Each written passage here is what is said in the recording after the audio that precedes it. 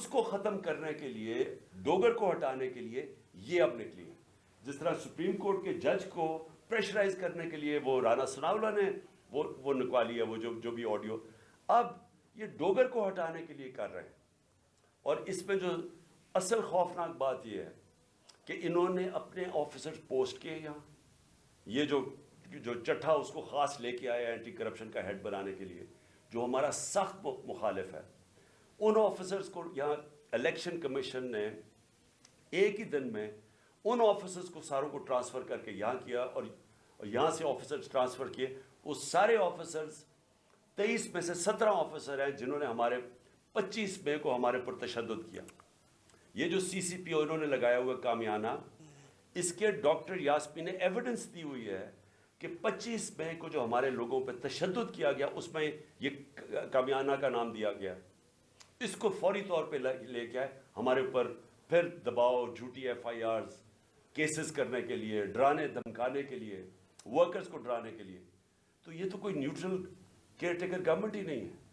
اور یہ تو گورنمنٹ آئی ایک ایجنڈا کے اوپر ہے کہ بجائے ہم اپنی گورنمنٹ ہٹا رہے تھے، ہم نے ڈیزالو کی. مقصد تو یہ تھا کہ پاکستان میں الیکشن ہو تاکہ یہ جو معاشی بحران ہے اس سے ہم نکلیں. ہمارا تو یہ مقصد تھا. یہ مقصد تو نہیں تھا کہ اس گورنمنٹ کو ہٹا کے یہ سارے جو ہمارے مخالف وہ لوگ جنہوں نے ہمارے اوپر تشدد کیا ان سب کو اوپر لے آئیں.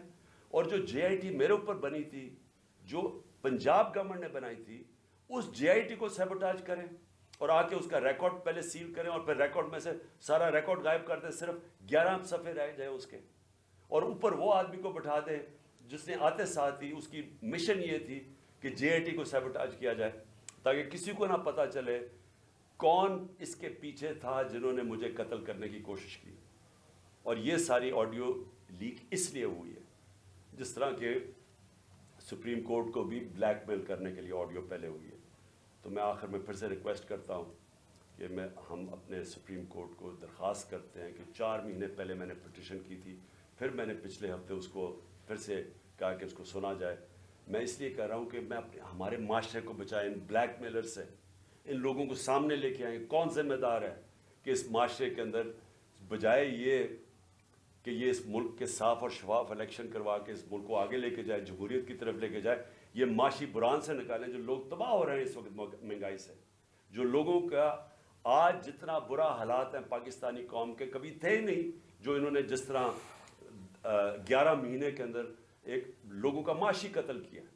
تو بجائے ادھر لے جانے کے جس لیے ہم نے اپنی گورنمنٹس ڈیزالو کی تھی کہ یہاں الیکشنز کروا کے اس ملک کو اس بحران سے نکالیں، یہ الٹا اس کو استعمال کر رہے ہیں ہمیں کراش کرنے